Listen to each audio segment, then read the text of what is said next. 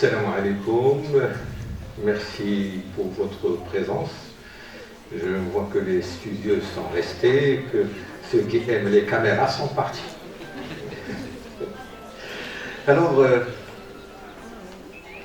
je voudrais féliciter la faculté des sciences juridiques, économiques et sociales, et principalement l'université Mohamed V. Pourquoi les féliciter?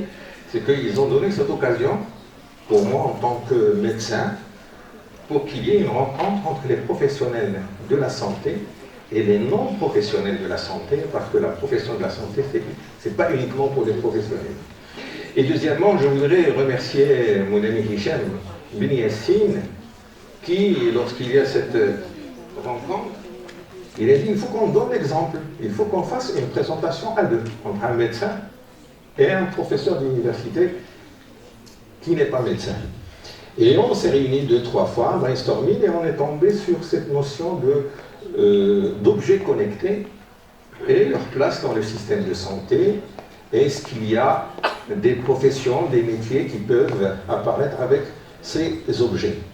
Alors en premier lieu, qu'est-ce qu'on appelle objets connectés de la santé?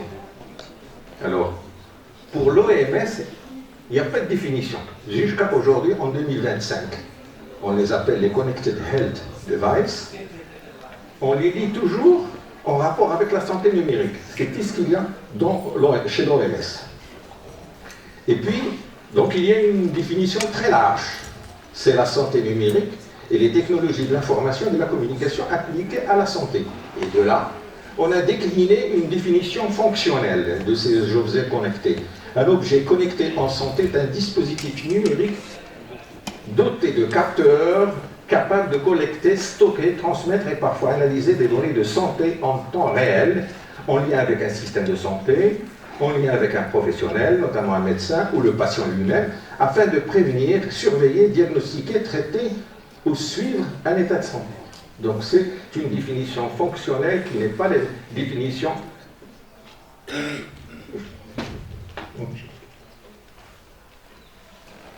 Ah. Merci beaucoup. Donc, il m'informe que je sois connecté avec l'image qui passe par rapport à ce que je dis. Donc, l'OMS a fait un effort et elle a classé ces objets connectés en dispositifs de santé numérique, les Digital Health Devices, les technologies portables, les wearables et les solutions de santé. Et dans certains cas, les dispositifs médicaux à base d'intelligence artificielle. Pour la plupart, peut-être qu'il y a des étudiants de la faculté de médecine de l'université Mohamed V, un dispositif médical, c'est un IRM, c'est un scanner. Maintenant, il y a des IRM, des scanners qui sont liés à l'intelligence artificielle et qui peuvent lire l'image en quelques secondes. Je passe sur là. Donc, puisqu'il n'y avait pas de définition sur les objets connectés, plusieurs organismes se sont intéressés pour régulariser. Il y a dans la profession médicale ce qu'on appelle la FDA, la Food Drug Administration. C'est le gendarme de la santé. Il n'y a pas un médicament qui ne peut sortir si elle ne donne pas son feu vert.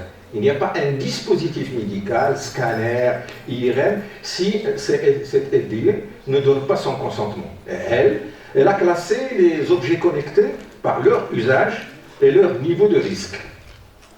Et il y a, pour résumer, pour que je ne prenne pas beaucoup de temps, Monsieur le Président, 2 chapitres.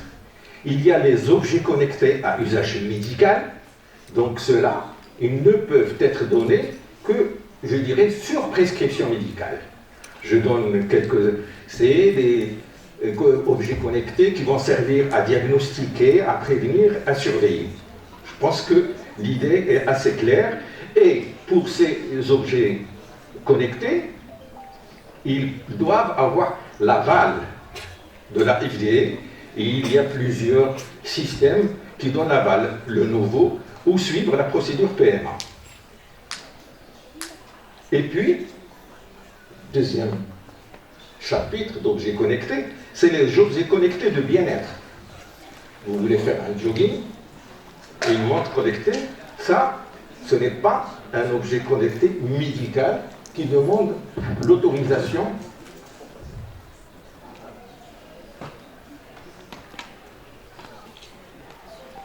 Donc on a parlé des objets connectés à usage médical, c'est sur prescription médicale.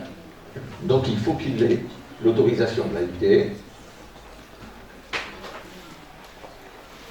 Ça, la FDA, elle a mis en place certains centres qui réfléchissent sur ces objets connectés. Parce que jusqu'à maintenant, on les utilise, je ne dirais pas à tort et à travers, c'est les industriels qui dominent auprès des professionnels de la santé. Alors, je vous ai donné un petit peu ce que dit l'OMS, ce que dit l'AFD. Maintenant, je vais vous donner des exemples d'objets connectés. Rapidement. Il y a la montre connectée pour le suivi cardiaque. C'est très, très important.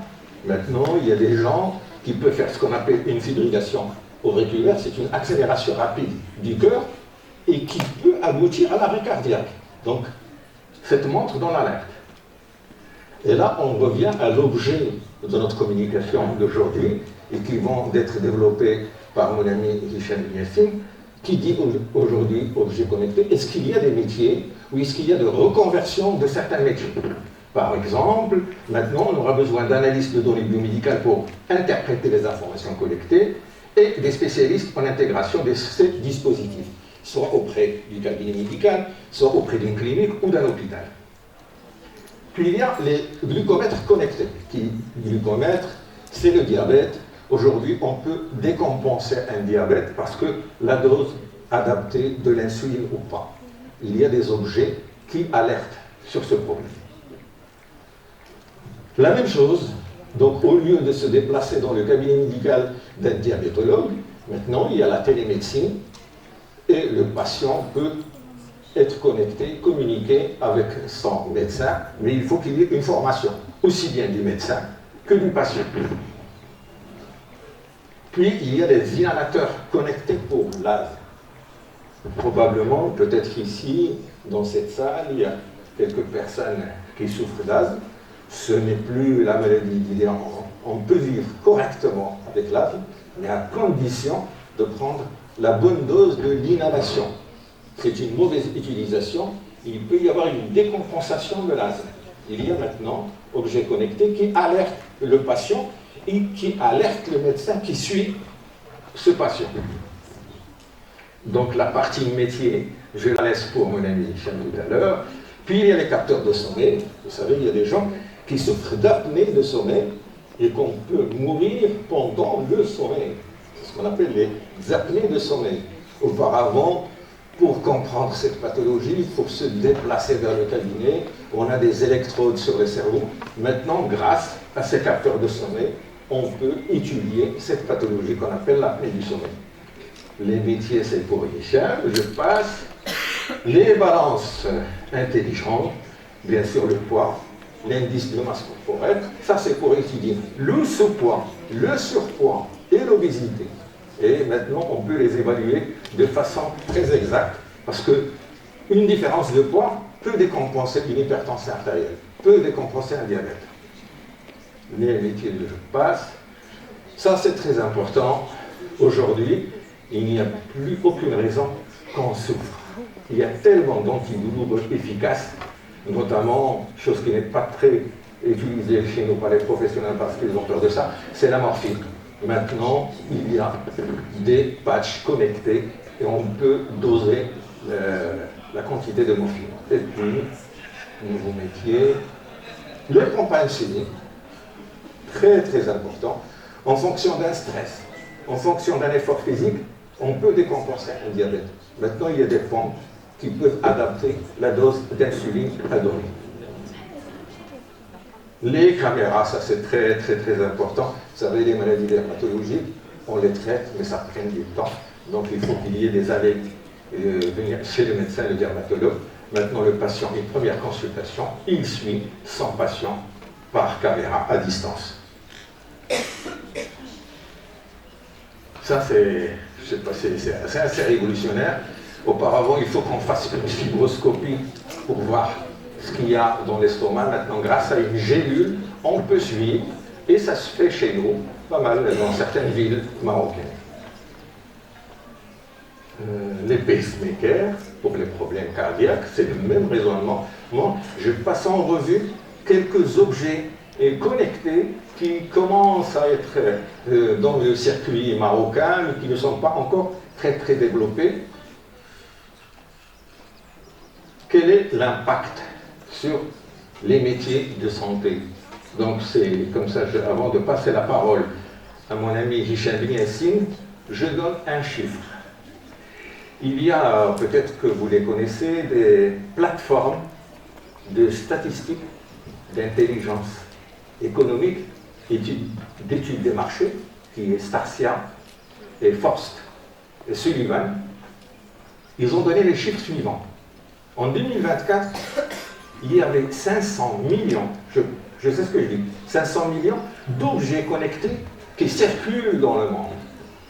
Il prévoit pour la décennie à venir que ça va être multiplié par au moins 3 fois, c'est 1,5 à 2 milliards d'objets connectés de la santé, d'où un problème de législation, d'où un problème de formation.